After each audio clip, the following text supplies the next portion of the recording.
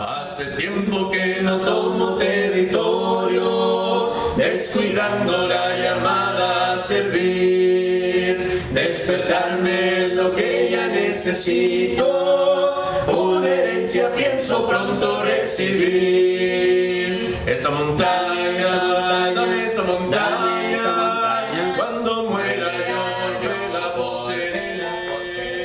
Esta montaña, dame esta montaña. Buenas tardes, hermanas.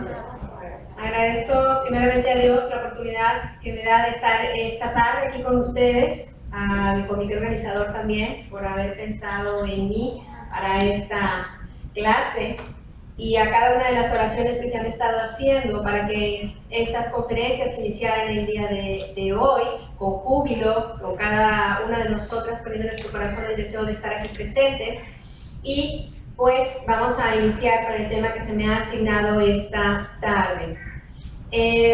Ya lo comentaba nuestra hermana Alicia, mi tía, acerca del tema que se me ha dado, que se titula La autoridad de Cristo para edificar nuestra vida. Y este tema lo vamos a analizar primeramente tomando como base el texto que se me ha asignado, pero en el transcurso de la clase vamos a tratar de dividirlo en dos partes. Sin embargo, poquito a poquito vamos a ir viendo y hallando la conexión entre estas dos partes de la clase. El texto base que se me ha dado es el Evangelio de Mateo, capítulo 7, del versículo 24 al versículo 29. ¿Sí? Dice la palabra de Dios: cualquiera pues que me oye estas palabras y las hace, les compararé a un hombre prudente que edificó su casa sobre la roca. Descendió lluvia y vinieron ríos y soplaron vientos y golpearon contra aquella casa y no cayó porque estaba fundada sobre la roca. Pero cualquiera que me oye estas palabras y no las hace, le compararé a un hombre insensato que edificó su casa sobre la arena. Y descendió lluvia y vinieron ríos y soplaron vientos y dieron con ímpetu contra aquella casa y cayó y fue grande su ruina. Y cuando terminó Jesús estas palabras, la gente se admiraba de su doctrina, porque les enseñaba como quien tiene autoridad y no como los escribas. Vamos a partir de esta lectura, casi a mediación de la clase vamos a regresar, pero antes de iniciar o entrar a fondo en el texto base, tenemos que hacer un preámbulo para poder entender la primera parte de lo que es nuestra clase acerca de la autoridad. Cuando hablamos de autoridad, se nos viene a la mente muchas ideas, no todas positivas, desgraciadamente. A veces se nos viene también una actitud como que de rebeldía cuando nos habla de la palabra autoridad, porque la autoridad, hermanas, en cualquier parte del mundo significa tener que acatar órdenes, ¿de acuerdo? Órdenes, normas, una guía. ¿Por qué? Porque vamos a ver lo que es la definición de autoridad. La palabra autoridad significa potestad que logra alguien. También se define como alguien que tiene poderes o facultades sobre un grupo de personas y está relacionada con el concepto de jerarquía. La palabra potestad no es otra cosa más que tener el poder o la facultad de poder ordenar a alguien. Aunque la administración a través de los tiempos se le ha tratado de dar una distinta clasificación a lo que es la autoridad, porque se habla de autoridad autocrática, de jefes de cierta manera permisibles, pero que siguen teniendo autoridad, o la autoridad que se gana con el respeto, la autoridad que da un nivel. Independientemente sea A, B o C, sigue siendo autoridad. Sigue siendo alguien que tiene el poder de decirme qué tengo que hacer. Eso es la autoridad. De tal manera que en el hogar, si nos vamos a la familia, quienes tienen autoridad en grado jerárquico conforme a la Biblia, el primero es el padre, ¿de acuerdo? Después del padre sigue la madre, y aunque ambos tienen autoridad, de ahí le siguen los hijos. Y aunque a no todos los hijos nos guste, pues el hijo primogénito en jerarquía es el que también tiene más autoridad, ¿de acuerdo? Entonces, en la casa, ese viene siendo la autoridad. Y en una casa, en un hogar, la autoridad empieza por poner normas, órdenes, guía. Y cuando la voz de papá dice en casa es que las cosas se tienen que hacer de esta manera, esa es la autoridad. Y si se dice con la facultad que él mismo sepa y crea que debe de ser de esa manera, todos en la casa lo acatamos, ¿de acuerdo? En la escuela, quien lleva la autoridad es el maestro. No a todos los alumnos les gusta, y desgraciadamente con los tiempos se va perdiendo incluso eso. Pero dentro del aula, la autoridad es el maestro, ¿de acuerdo? Y en una empresa existen algo en la administración que se llaman organigramas. Son una serie de cuadros donde cada cuadro asigna o determina un puesto en la compañía. Entre más arriba esté ese cuadro, significa que esa persona tiene más autoridad, ¿de acuerdo? Tiene más gente a su cargo, tiene más poder o facultad hacia todas las personas que están abajo de ese nivel. Y en teoría se supone que debe de ganar más también, en teoría, pero no siempre es así, ¿eh? No crean todo lo que los organigramas dicen. Pero esa viene siendo la autoridad. Ahora bien, ¿por qué es importante la autoridad? La autoridad es importante porque es el que marca la guía. Cualquier ciudad, cualquier hogar, cualquier empresa o una escuela donde no existe autoridad, entonces todos creemos que lo que hacemos es lo correcto. Nadie me dice si voy bien o voy mal. Yo sola determino que esa es mi norma, que esa es mi guía, y por lo tanto, y obviamente, por conveniencia, si lo digo yo Ada Martínez, si no hay otra autoridad, entonces Ada Martínez tiene la razón. Nada más que si estoy con otra persona en ese mismo lugar, en esa misma empresa, y no hay un jefe, pues Lolita y Teresita también va a creer bajo sus propias normas que esa es la ley. Pero no es así, porque Dios nos ha dado un mundo con orden. Y un orden donde también Él ha señalado y diseñado qué y qué lugar tenemos cada uno de nosotros en este universo. ¿De acuerdo? Entonces pone orden en el caos. La autoridad es una guía, es una norma. Ahora, en nuestro aspecto espiritual, ¿quién viene siendo la fuente de autoridad en la vida espiritual? Vamos a marcar ahorita hablando espiritualmente, pero a través de la clase vamos a darnos cuenta que a fin de cuentas lo espiritual abarca toda nuestra vida, queramos o no, y ahorita lo vamos a comentar por qué. La fuente de autoridad en la vida espiritual, por supuesto, viene siendo Dios. Dios Todopoderoso, Creador del universo, es la fuente de toda autoridad. Sin embargo, Dios le ha dado esa autoridad a su Hijo primogénito, que es Jesucristo.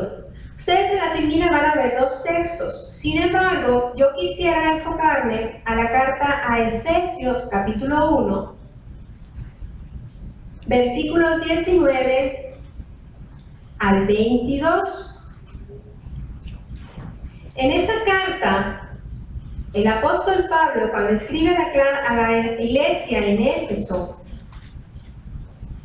nos dice la palabra de Dios de la siguiente manera, empezando del versículo 19.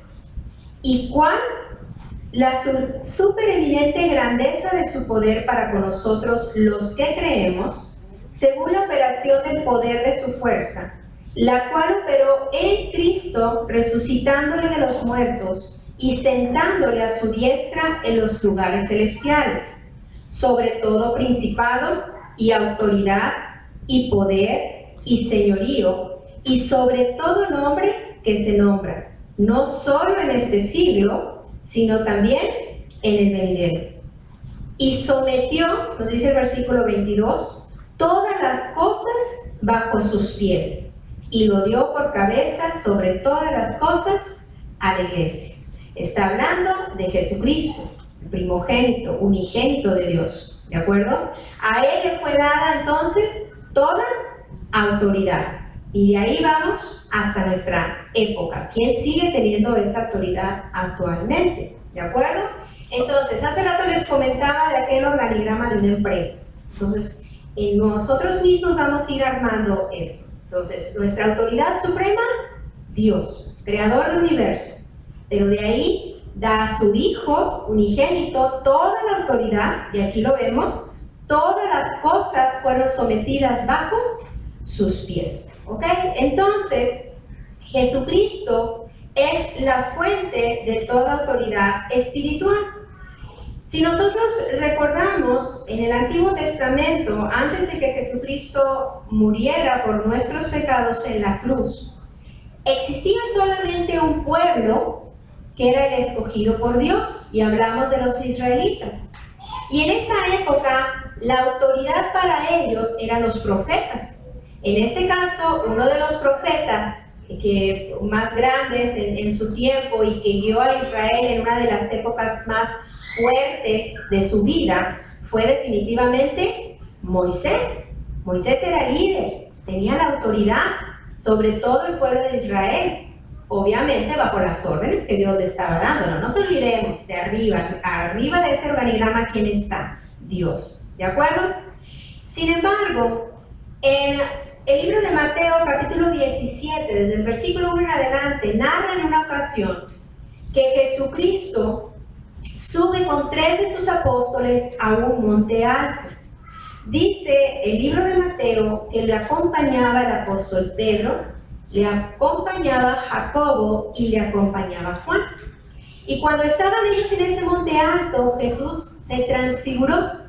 Dice la Biblia que su rostro era como el sol resplandeciente y su ropa era blanca como la luz.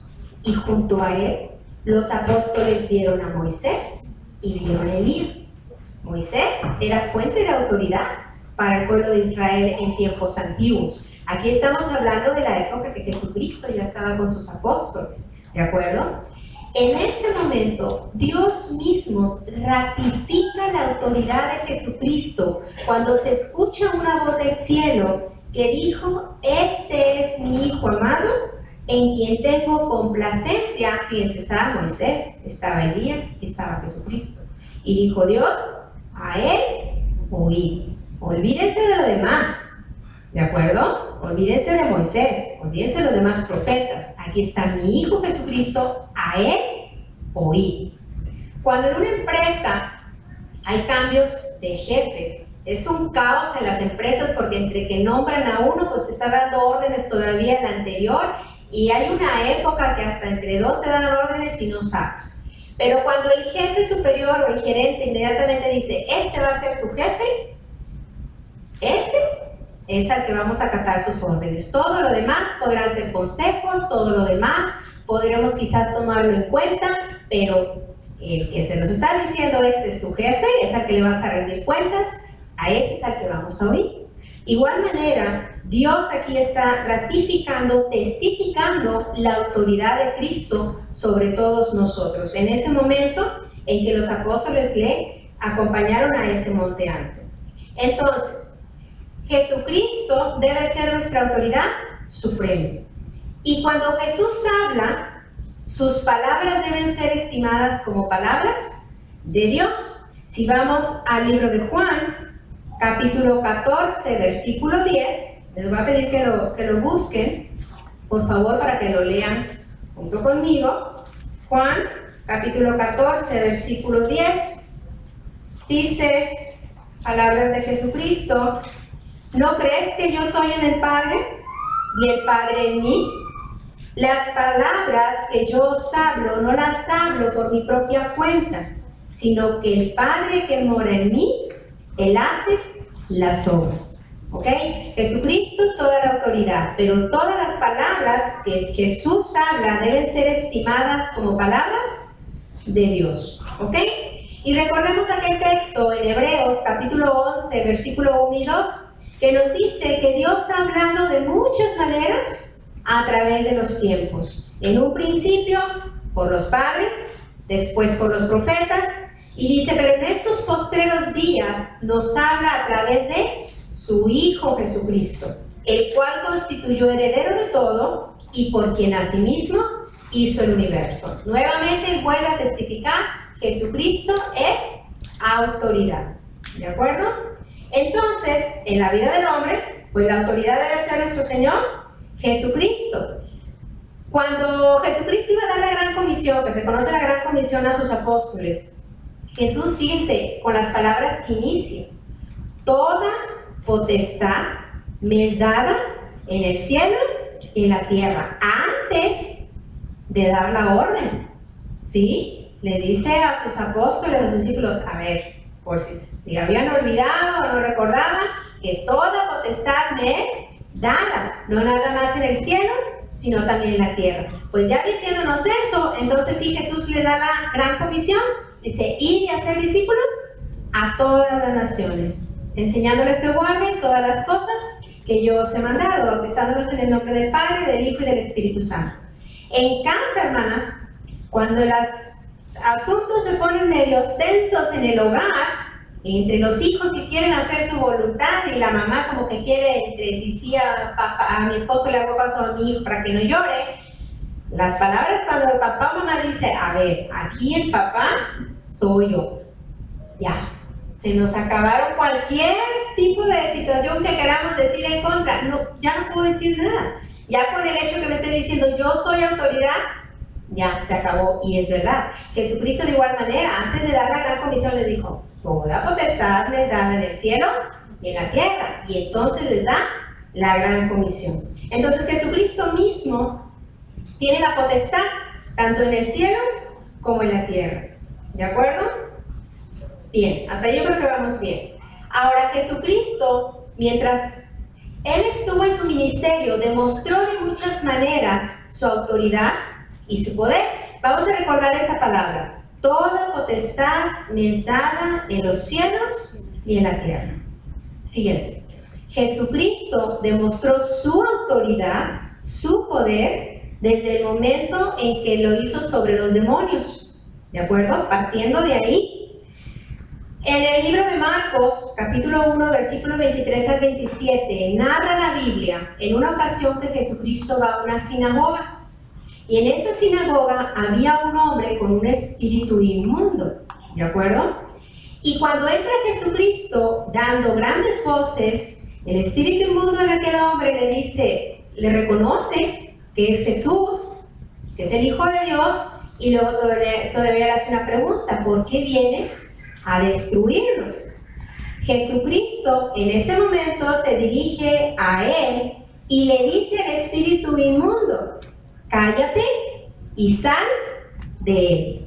En ese momento, el espíritu inmundo, el demonio, sale de aquel hombre, porque Jesús, con toda autoridad y poder, se dirigió a ese demonio, a ese espíritu inmundo. Entonces mostró su autoridad sobre los demonios. Y la gente se admiraba. Decía: ¿con qué autoridad? O sea, la autoridad de este hombre para hasta un demonio sacar de un cuerpo. También mostró su autoridad y su poder con los elementos. Y aquí, cuando nos referimos a los elementos, nos referimos al agua, al fuego, al aire, los vientos, la tierra. Todos esos son los elementos que conforman el universo. Y tenemos varias historias, desde la más quizás leída, porque incluso a los niños se las enseñamos en la clase de niños, en aquella ocasión en que los discípulos van en aquella barca en el mar y empieza una tormenta muy fuerte, y a lo lejos ven a Jesucristo, pero como que lo confundían con un fantasma, eso no es, y al acercarse a Jesucristo lo reconoce. Y entonces el apóstol Pedro le dice: Señor, permite que yo pueda caminar sobre el mar.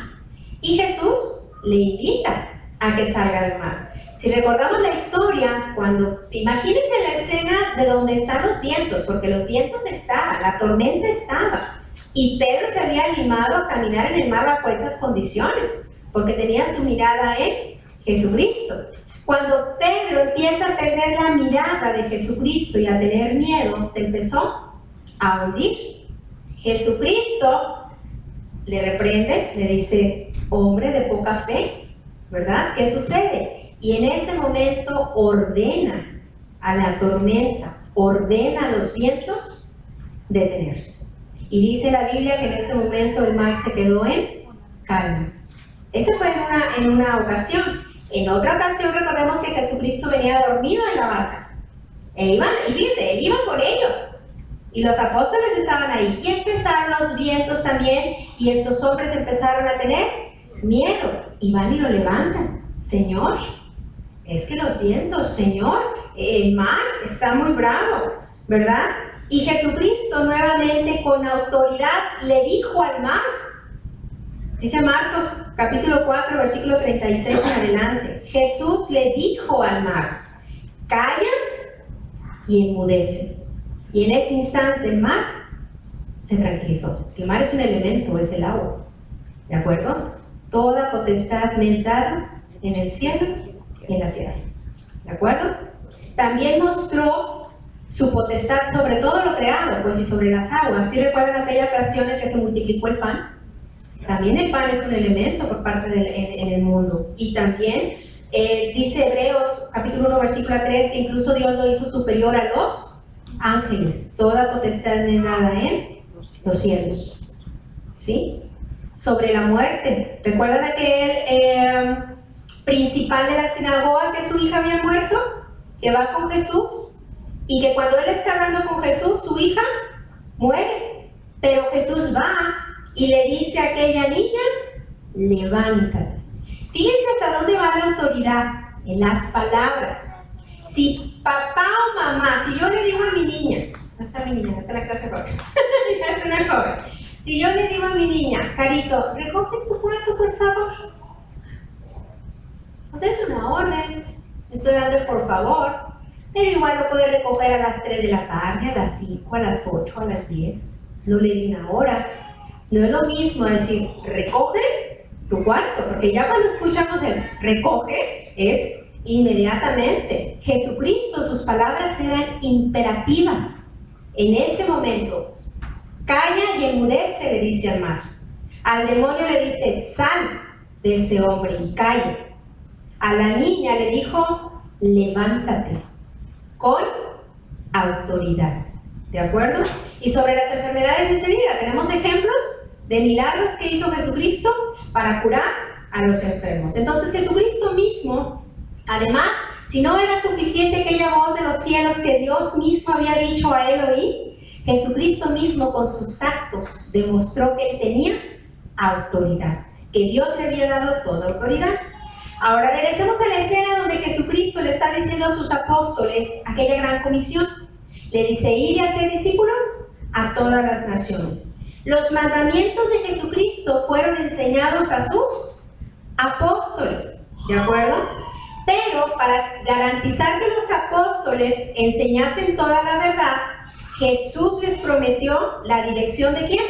Del Espíritu Santo. Ellos tuvieron que ser bautizados por el Espíritu Santo. Recordemos que le dijo, vendrá el Espíritu Santo para decirles toda la verdad, no una parte, ¿de acuerdo?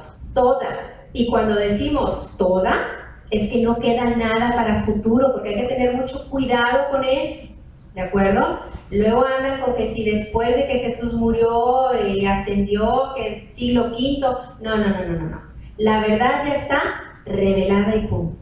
Toda la verdad le fue enseñada a los apóstoles por medio del Espíritu Santo. ¿Y por qué llegamos hasta aquí? Antes de entrar a lo que es la segunda parte del tema. Porque las enseñanzas de los apóstoles para nosotros también tienen autoridad. ¿Se acuerdan de aquel organigrama que hablábamos? El gerente de la empresa, y luego los gerentes de área y demás. Bueno, Dios, creador del universo, le da toda la autoridad a su Hijo Jesucristo, pero Jesucristo a aquellos apóstoles, por medio del Espíritu Santo, que son los que escribieron las cartas en el Nuevo Testamento, inspirados por el Espíritu Santo, era todo lo que Jesús había dicho. ¿De acuerdo? Entonces, yo estoy aquí con vosotros, le dijo Jesús, enseñen, guarden todas estas cosas y enseñen que guarden estas cosas que os he mandado. Entonces, si nosotros rechazamos, ahora vamos hacia el revés, si nosotros rechazamos lo que aquí el Nuevo Testamento dice, estamos rechazando la doctrina de los apóstoles, estamos rechazando por tanto a Jesús, y por lo tanto estamos rechazando al creador del universo, que es Dios. En la escuela donde yo trabajo existe un vicerrector, existen los coordinadores y existen los maestros. Mi jefe directo es el vicerrector, yo soy coordinadora y tengo a mi cargo como unos 80 maestros aproximadamente. Cuando viene el vicerrector me da una orden y dice, usted va a hacer esto y le va a decir a los maestros esto. Voy y se lo doy a los maestros. Si los maestros no los hacen, no nada más están faltando a mi autoridad, sino a quien me está invistiendo de esa autoridad, que viene siendo el vicerrector.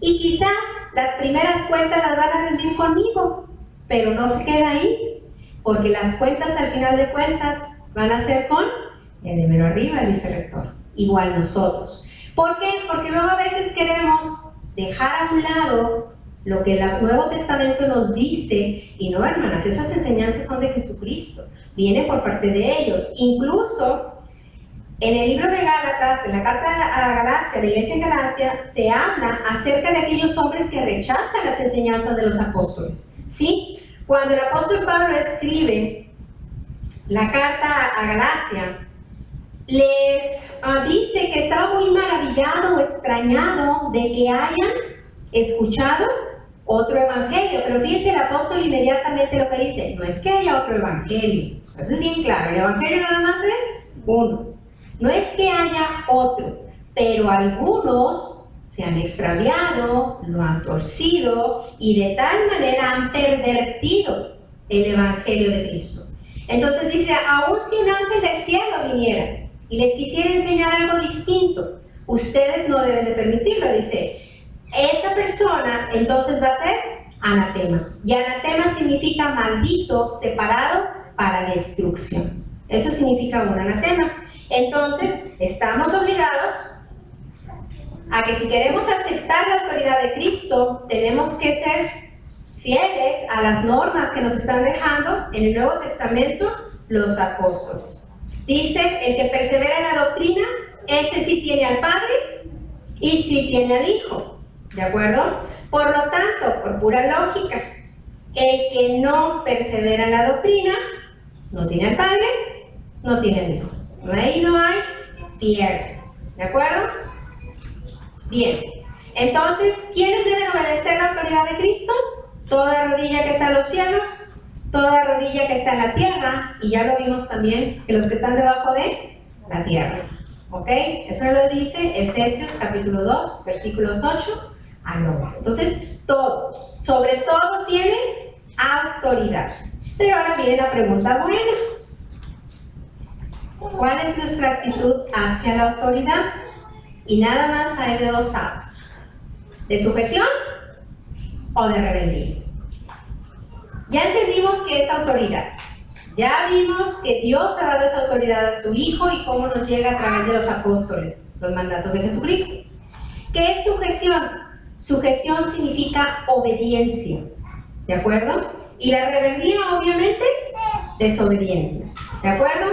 La sujeción, hermanas, se puede dar de dos maneras. Una de las formas en cómo nosotros podemos ser obedientes es cuando estamos acostumbrados o estamos disciplinados a acatar órdenes. Porque hay quienes en un momento dado ya en la vida estás acostumbrado a recibir órdenes y las haces, ¿de acuerdo? Esa puede ser una manera. Y ahorita vamos a ver si es correcto o no. Y la otra manera en cómo yo puedo ser obediente es porque estoy consciente que para mi vida es lo mejor, ¿de acuerdo? Esa es la manera en cómo podemos estar sujetas.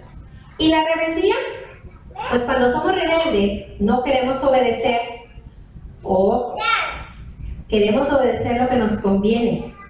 Queremos obedecer esta parte sí y esta no. Papá dice que me puedo juntar con estos amigos, bueno papi, pero yo quiero llegar a la 1 de la mañana.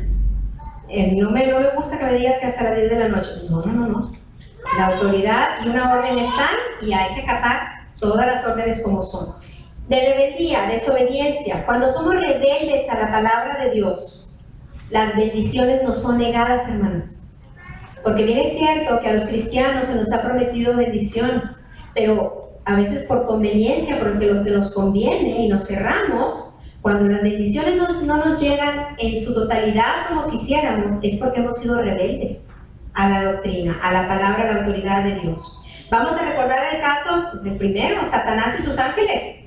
Fueron rebeldes a Dios. ¿Y qué hizo Dios? Inmediatamente, fuera del paraíso, los lanzó. ¿Qué pasó con Adán y Eva? ¿Fueron obedientes al principio? ¿Y había mucha bendición? Sí. No trabajaban, tenían comida, o el trabajo era ligero, pero fueron desobedientes, y ahora sí, las bendiciones le fueron negadas, ¿de acuerdo? En el caso de la Biblia, hay un hombre que se llamaba Coré. Este hombre era en la época de Moisés y Aarón. Fíjense hasta dónde va la rebeldía, y hay que tener cuidado con eso, porque los rebeldes se juntan. Es raro que haya un solo rebelde. La historia nos ha contado de rebeldes y se juntan. El Antiguo Testamento habla del caso de Coré, que él ya no quería respetar la autoridad de Moisés y Aarón, y se junta 250 hombres con él. Se juntan 250 hombres con él, van con Moisés y todavía lo retan como autoridad. Y le dicen, es que ¿quién eres tú? ¿Quién eres Aarón? ¿Verdad? Y como si eso no fuera poco, Moisés le dice, bueno, vamos a dejar que Dios sea el que decida, les da unas instrucciones, y como si no fuera poco, va y junta toda la congregación por él, y los lleva como testigos, como presión, de alguna manera los lleva. Cuando Dios le dice a Moisés, destrucción, todos, aquí, no, ¿para qué tanta negociación y demás? Moisés le pide a Dios, es que le pide, intercede por ellos. ¿Saben qué sucede? Que Coré y aquellos 250 hombres con sus familias, en medio de toda la congregación, la tierra se abrió y se los tragó. Todos los demás que no originaron la rebeldía, pero estuvieron de acuerdo con la rebeldía, tuvieron miedo. Y es que cuando no estamos sujetos a la autoridad, es como que ahí viene el soldado.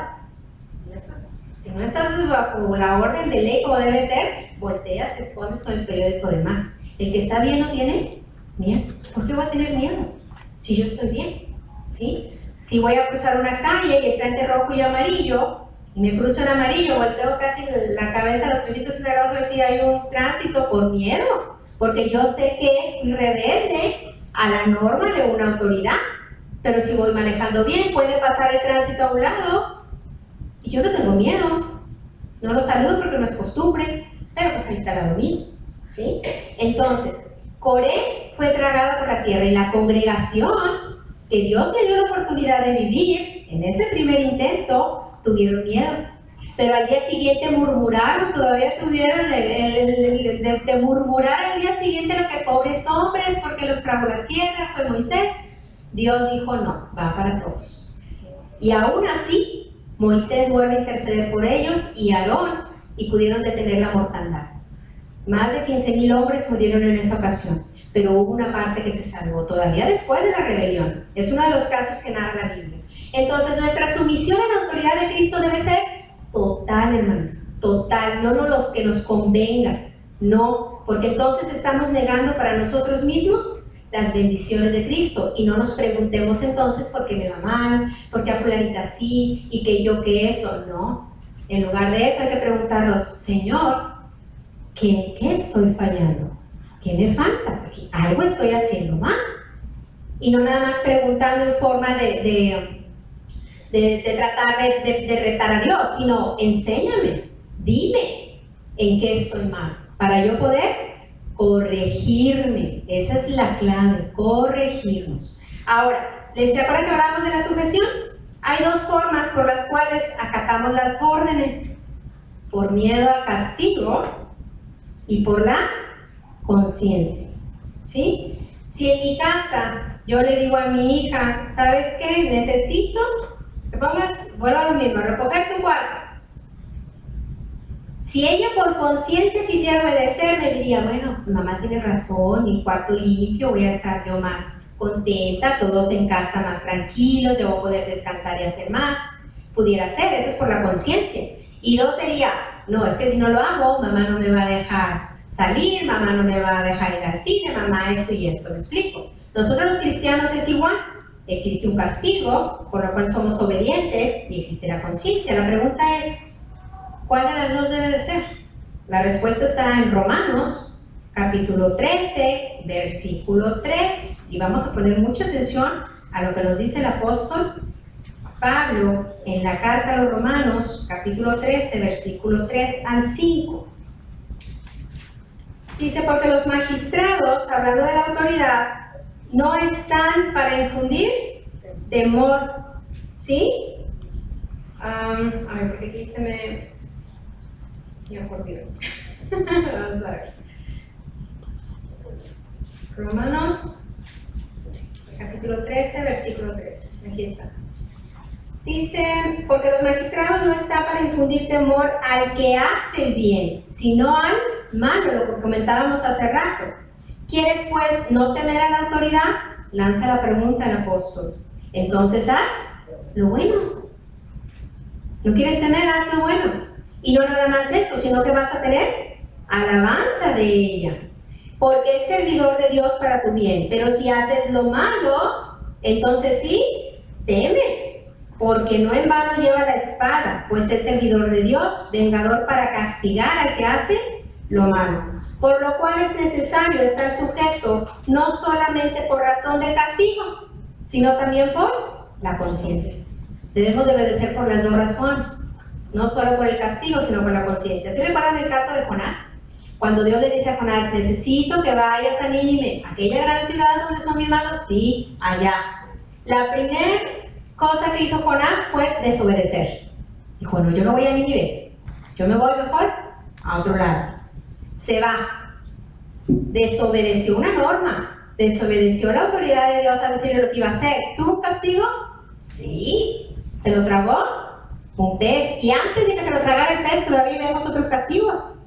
Se vio expuesto a un grupo de hombres. ¿Se acuerdan aquellos hombres que dijeron, hey, tú, lo señalaron? Por ti nos está viniendo esto. Y ya empezó a decir, pues sí, esto y esto y esto. Antes del castigo de aquel gran pez. Se lo traga el pez. Vino el castigo por desobediente. ¿Se sujetó después de eso? Sí. Pero no por conciencia, sino por temor al castigo. ¿Sí recuerdan que va a Nínive? Pregona, pero después sube a aquel lugar y está el sol y ve la ciudad como que esperando a ver a qué hora es destruida, pero Dios no destruye esa ciudad porque la ciudad pasó. Se arrepintió. Y Jonás se enojó, ¿se acuerdan? Con aquella planta que le puso Dios. Las lecciones, hermanas. No era un gran pez ya. No era aquel castigo enorme de aquel animal enorme y que se lo traga Jonás.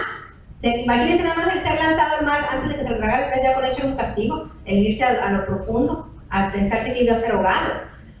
¿Qué pasa? Se enoja Jonás porque un gusano, después de aquella sombra tan hermosa, deliciosa que le da aquella planta, el gusano la quema y se destruye y se enoja. ¿Y qué le dice Dios? Oye, ¿no trabajaste por esa planta, por esa enramada? ¿Por qué te enojas? ¿Acaso yo no voy a tener lástima de Nínive? Y queda la pregunta al final del libro de Jonás. ¿Saben qué, hermanas? A veces por el castigo, Dios nos castiga y como que, pues voy a obedecer, está bien. Ya voy a obedecer lo que Dios quiere, ya voy a ir al templo cada domingo, ya no voy a faltar a reuniones, ya no voy a hacer esto. Por miedo al castigo primero que nos manda Dios. Pero si no lo hacemos por conciencia, el castigo va a seguir viniendo. De una u otra manera. Quizás no en la misma magnitud, pero tenemos que hacerlo por amor a Dios, por alabarle, porque es mejor para nosotros, porque estar conscientes de que es lo que Dios quiere para nosotros, ¿sí? Y Jonás es un ejemplo clarísimo. Los israelitas, cada vez que no acataban la autoridad, venía un castigo. ¿Y volvían a sujetarse de corazón? No, porque volvían otra vez a infringir la ley. Nunca hubo una conciencia real en ellos. ¿Ok? Entonces debe ser por las dos razones que tenemos que acatarnos a la autoridad de Cristo. Por el castigo y por la conciencia. Y el castigo, Jesús dice, el que me rechaza y no recibe mis palabras tiene quien le juzgue. La palabra que he hablado, ella le juzgará en el día postrero. Dice, el que cree en el Hijo tiene vida eterna. Ahí está la bendición, tiene vida eterna. Pero el que rehúsa creer en el Hijo no verá la vida, sino que verá ¿qué? La ira de Dios. ¿Ok? Entonces, ya vimos que Jesús tiene autoridad. ¿Por qué es importante que nos sujetemos a esa autoridad? Ahora, volviendo al texto base, acerca de aquella parábola que Jesús utiliza sobre la edificación de 2 casas. Bueno, nuestra vida está edificada también sobre ciertos cimientos, hermanos. Así como cualquier casa. Cuando las que hemos visto cómo construyen los hogares y las famosas zapatas que hacen los albañiles, y que hay zapatas desde 1 metro hasta de 3 metros.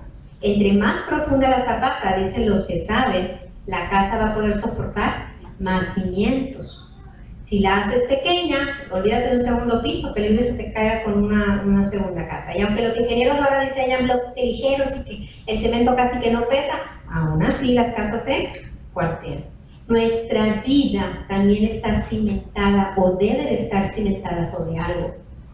Ahorita ya vimos que la autoridad es Jesucristo y sobre ella debemos nosotros cimentar nuestra vida.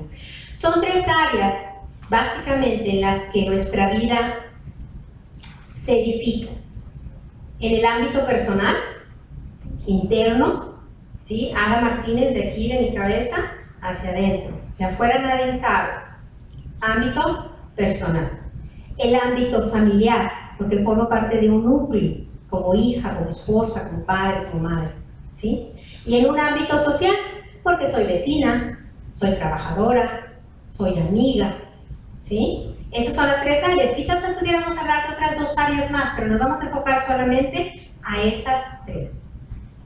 Si yo ya reconocí que Jesucristo tiene autoridad en mi vida, ¿cómo debo de edificar yo cada uno de esos aspectos en mi vida? Pensando que Jesucristo es nuestro fundamento, ¿sí? Bien, en el ámbito personal existen varias áreas y la primera es el autoconocimiento. Se dice que el autoconocimiento es un análisis interno y reconocer nosotros cómo somos, ¿sí? A ver, ¿cómo es Ada Martínez? ¿Cómo soy? ¿Realmente tengo estas fortalezas, estas debilidades? ¿Estos son mis miedos? Ese es el autoconocimiento, el conocerse a sí mismo. Y empezamos con una autoevaluación. Esa autoevaluación es lo que se conoce como la autoestima, el querernos a nosotros mismos. Pero los psicólogos hablan de que no nada más existe la autoestima, existe la subestima y la sobreestima. Cuando alguien tiene baja la autoestima, significa que aunque tú valgas 15 pesos, tú creas que vale 5. Es que yo soy un billete de 500, yo te veo como un billete de 500, cuando yo me siento como 10 centavos. Esa es la baja autoestima, no te das el valor real. Pero también existe la sobreestima. No, yo valgo 1 millón de pesos, no, espérame, ni existen esos billetes, tú eres de 500.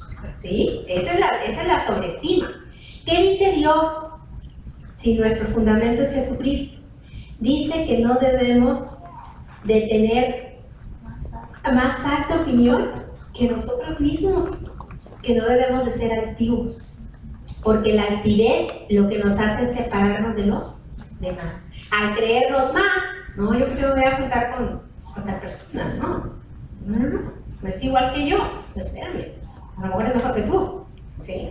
Dice Dios, si nuestro fundamento es Cristo, que no debemos de ser activos, no ser sabios en nuestra propia opinión, a evaluarnos como somos, a querernos como somos, en lo que es. Y si alguien va a elogiarnos, que sea alguien externo, no nosotros mismos, porque luego empezamos con el yo. Yo. Ya cuando una persona empieza con el yo, nadie más que yo, ya andamos mal. Ya nos creemos ese billete de 1.000.000 de pesos que no existe. ¿Ok? Bien. Confianza en uno mismo. ¿Qué dice la palabra de Dios? Que nuestra confianza debe estar puesta ¿en quién? En Cristo. En Él. Porque aunque yo tenga mucha confianza en mí, si Cristo quiere ser que tiene la autoridad en mi vida, me dice no, es no. Aunque yo crea, sienta que soy muy buena en algo, no. Cristo está diciendo no. Y esa viene siendo la confianza que debemos de poner solamente en Cristo. Otra parte del ámbito personal es la autorregulación o el autocontrol. Este está difícil de manejar en nuestra vida. ¿Qué es el autocontrol? Cuando manejamos nuestras emociones, pero las manejamos de tal manera que transformamos las emociones negativas en positivas. ¿Qué es una emoción negativa? la tristeza, el enojo, la ira. Esas son emociones negativas que hay que transformarlas en positivas. ¿Sí recuerdan el caso de Saúl? Cuando su hijo Jonatán se juntaba con aquel joven David y que hace una cena en su casa y él esperaba ver a David sentado ahí porque ya en su mente traía un plan bien maquiavélico contra David. Pero David no se presenta. Entonces le pregunta a Jonatán, oye, ¿y David? ¿Dónde está? No pudo esperar a terminar la cena. Saúl ya estaba, ¿y dónde está David? Y Jonatán le miente, ¿verdad? Le dice, no, pues fue a ver a su familia. Ellos ya sabían que Saúl quería matar a David. Dice la Biblia que Saúl agarró una lanza y se la aventó a su hijo, Jonatán. Esa es una falta de control ¿de qué? De emociones. Porque Saúl había estado bien enojado. Imagínense tanto que lo cegó, que no le importó que quien le estaba lanzando aquello era su propio hijo. Cuando nosotros no tenemos control de nuestras emociones, hermanas, cuando nos enojamos, salimos de nuestra área y hacemos sentir mal a las personas, maldecimos, sale el viejo hombre o el viejo yo, nos descontrolamos y somos otra persona. ¿Saben qué dice Proverbios? Capítulo 25, versículo 28. Dice, como ciudad derribada y sin muro, es el hombre cuyo espíritu no tiene rienda. Mis emociones, ay, si estoy enojada, me enojo. Si estoy triste, estoy triste. No. ¿Cuál? Tienes que tener control de tus emociones, porque serías como una ciudad derribada. ¿Y qué hace una ciudad derribada cuando uno pasa a una ciudad derribada? Para empezar, la ignoras. Si viene, va. 2, te entristeces. ¿A poco no les da tristeza ver a las personas que están fuera de sí? Pobre hombre, qué vida. Y no nada más qué vida de él, qué vida de las que están alrededor de él. Pobre hombre. Es una ciudad derribada. No hay nada ahí en él. Y hay otro Proverbios, que más claro no puede ser. Proverbios 29, versículo 22. Dice, el hombre iracundo levanta contiendas. Para donde hay un hombre iracundo va a haber pleito, así de sencillo. Quieras o no quieras, va a haber pleito, donde hay un hombre iracundo. Y el furioso muchas veces peca. Cuando no controlamos nuestras emociones, hermanas, el resultado es pecado. Así de sencillo, pecamos, porque no tenemos control de nuestras emociones. Si Cristo está con nosotros y es nuestro fundamento en nuestra vida, debemos de tener control de esas emociones. ¿Sí recuerdan Herodías? Odiaba a Juan el Bautista. ¿Es una emoción que negativa? Lo odiaba. Y cuando tuvo oportunidad en el cumpleaños de Herodes, como ella no lo pudo hacer, pero sí tomó ¿a quién? A su hija. Ahí va otra consecuencia cuando no controlamos las emociones, nos llevamos de encuentro a la familia también. Y la hija dice, bueno, y decapitan a Juan, porque Herodías no tuvo control de sus emociones. La venganza es una emoción negativa, consecuencia de una emoción negativa. Entonces tenemos que afianzarnos más de Jesucristo y Dios. Y otra de las partes del aspecto personal, el ámbito personal, es la motivación, ¿de acuerdo? ¿Qué nos dice 2 Corintios, capítulo 2, 14? Que Jesucristo nos lleva de triunfo en triunfo. ¿Quién es el que nos lleva? Jesucristo. Si yo mi vida, mi ámbito personal, lo anclo en Jesucristo, yo sé que voy a tener triunfos en triunfos. Dice el apóstol Pablo a la iglesia en Filipos, olvido lo que queda atrás y me extiendo ¿hacia dónde? Hacia adelante. Y es que a veces nos aferramos al pasado, nos aferramos, y es que atrás yo sufrí, y a mí me hizo, y tú fuiste, y tú. ¿Y el presente? Me lo estoy pasando quejando, no estoy controlando mis emociones. ¿Y el futuro? No me sigo quejando. Mañana, pasado, no. Dice el apóstol, lo que quedó atrás. ¿Sus consecuencias tiene? Claro que va a tener sus consecuencias. Pero tenemos que controlar esas consecuencias hasta donde Dios nos permita controlarnos. Y debemos de extendernos hacia adelante. Ya casi para terminar. La otra parte es el ámbito familiar. Y ahí en la Biblia ustedes van a encontrar dividido y en el centro 3 aspectos. ¿Por qué dividido? Pues porque antes de casarnos, pues no tenemos esposo, ¿verdad? Nada más estamos sujetos ¿a quién? A los padres, y debemos de tener un amor a los padres y no nada más a ellos, sino a los hermanos. Cuando nos casamos, de alguna manera dejamos de estar sujetos a los padres. De alguna manera, porque no crean que así del 100%. El consejo de ellos siempre está presente. Pero nuestra sujeción ahora es ¿a quién? Hacia el esposo. Hacia el que elegimos, ni modo. ¿Lo elegiste? Ni modo. A él. Vamos a estar sujetos. Y debemos de tener amor ¿a quiénes?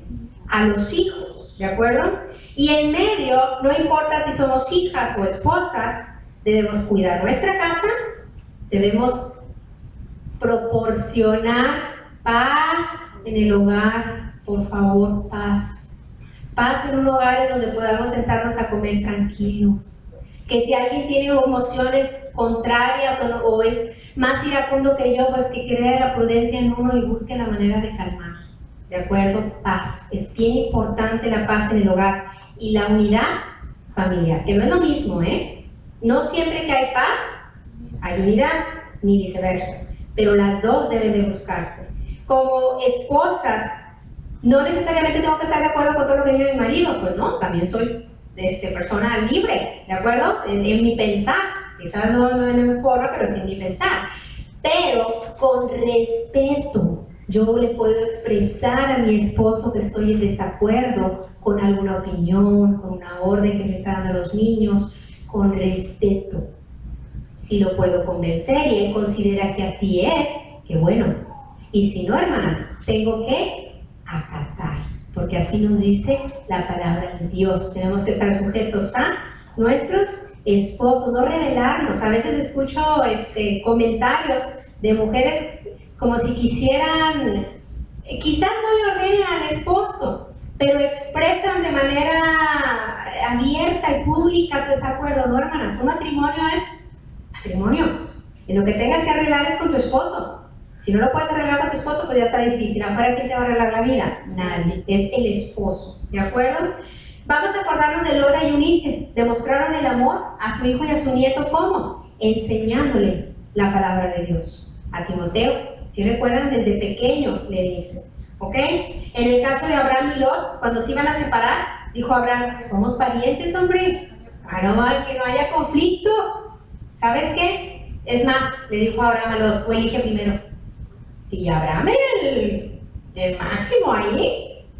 Pero la prudencia, el control de las emociones, los impulsos, ¿sabes qué, Lot? A lo mejor Lot se iba a haber problemas, ¿sabes qué? Tú primero, elige lo mejor, no importa. Y así fue, para poder conservar la unidad familiar. ¿Ok? Ahora, en el ámbito social, para edificar nuestra vida, tenemos que tener empatía, hermanos. La empatía es cuando nos ponemos en el lugar de las otras personas, que nos duele lo que les sucede a las otras personas. Y si Jesucristo es nuestro fundamento y es nuestra autoridad para edificar nuestra vida, Él lo primero que nos enseñó es a tener misericordia de los demás. ¿Sí recuerdan aquella ocasión que Jesucristo vio a todas aquellas personas y dice la Biblia que se conmovió? Dijo, están como ovejas sin pastor. Entonces, aquel paralítico que no podía moverse, los hombres que lo cargaron, hicieron un agujero en el techo y lo bajaron, tuvieron empatía con él. No dice la Biblia si eran familiares, amigos, lo ayudaron. Eso es empatía. Manejo de conflictos. Si yo no tengo riendas de mis emociones, ¿podré manejar conflictos? Jamás. Una persona que no tiene riendas de sus emociones tiene pleitos con el vecino, pleitos con el esposo, pleitos con el hijo, pleitos con el jefe, pleitos con el amigo, pleitos con todo el mundo. Ya lo dijo el Proverbios. Donde hay un iracundo, hay contiendas. Entonces hay que evitar los conflictos, ser influencia hacia las demás personas y comunicarnos. Y comunicarnos significa yo escucho y a la vez transmito un mensaje. Eso significa comunicación, porque a veces queremos comunicarnos y nada más yo hablo y yo te aconsejo y tú no me puedes decir nada a mí. No. Comunicación es ambos canales, ¿ok? Manejo de conflictos, nada más para mencionar un ejemplo. Volviendo a David y Saúl, ¿sí recuerdan aquella ocasión que Dios le dio la oportunidad a David de matar a Saúl? Porque Saúl lo estaba persiguiendo en aquella cueva, que David lo acorrala en medio de la cueva y Saúl se queda en la entrada. Y los amigos de Saúl le dicen, ¿te lo están poniendo en charola de plata? Fíjense los amigos, ¿sí? Sus allegados. Mátalo, y ya, lo matas y se acabó. ¿Qué dijo David? No, porque Saúl era ¿qué? Su autoridad. Saúl que era rey y además era ungido ¿de quién? De Dios. David sabía que no podía hacer eso. Sin embargo, fue y le arrancó un pedazo del manto. ¿Pero para qué? Con un propósito. Al día siguiente, cuando se muestra, dice Saúl, ¿yo qué te he hecho, mi rey? Todavía dice la Biblia que se inclina David, dándole respeto como rey. Se inclina, no estaba de acuerdo con la conducta de Saúl, pero era su rey. Y se inclinó y le dijo, la venganza no va a ser mía, se la voy a dejar a Dios. Saúl, dentro de toda su forma de ser, Saúl lo escucha y reconoce que David era mucho mejor que él. Y todavía le dijo, le pide, ¿verdad? Hubo una negociación. Dijo, ¿sabes qué? Nada más cuando tú llegues como rey, por favor, no borres mi nombre. No borres mi nombre. Y hubo un pacto entre ellos. A veces nosotros no queremos negociar. Nosotros nada más queremos tener la razón y no debe de ser así. En la penúltima filmina, vienen 4 casas por ahí. ¿Sí? ¿Sobre qué se edifica nuestra vida? Hay hogares, hermanas, que se edifican sobre el qué dirán. Esos son sus cimientos. No, mi vecina dice que debo de tener un carro de tal forma, yo voy a tener un carro de tal forma. Pero mi prima dice que yo a mi hijo tengo que educarlo de esta manera. Mi prima dice. Mi mamá dice esto, mi mamá dice. Y de todo lo que le dicen, crea su casa. ¿Sí recuerdan el texto base que decíamos del hombre necio y el hombre sabio? Y olvídense de la construcción. Hay 2 o 3 palabras por ahí. Vino lluvia, vino viento, los ríos todavía pasaban por ahí. Todas esas son las pruebas. Cuando una casa está edificada sobre el qué dirán, hermanos, cuando se le cae a esa persona que usted considera que es el ideal, y así va a suceder porque el único perfecto es Cristo y Dios, nadie más, y tenemos nuestra mira en esas personas, nuestra casa también se va a derrumbar. O una parte se va a caer, ¿qué tal se ve una casa de lado? O sin ventanas, pasa lo mismo. Hay otros hogares que están edificados sobre valores morales, valores éticos, pero vamos a acordarnos de Cornelio. Cornelio también era un hombre prudente, que hacía benevolencia, y aún así tuvo necesidad de poner como fundamento ¿a quién? A Cristo. ¿Tuvo qué? A veces vemos esas familias que están fundadas sobre valores morales y éticos y decimos, es que les va bien, no son cristianos, y no parece todo bien. Sí, hermanas, parece, pero cuando viene el viento, vienen los ríos, vienen las aguas, que son las pruebas, esa casa se derrumba, porque su fundamento no es Cristo. Hay otras casas que siguen las corrientes del mundo, y ahorita las corrientes están matrimonios entre sexos iguales.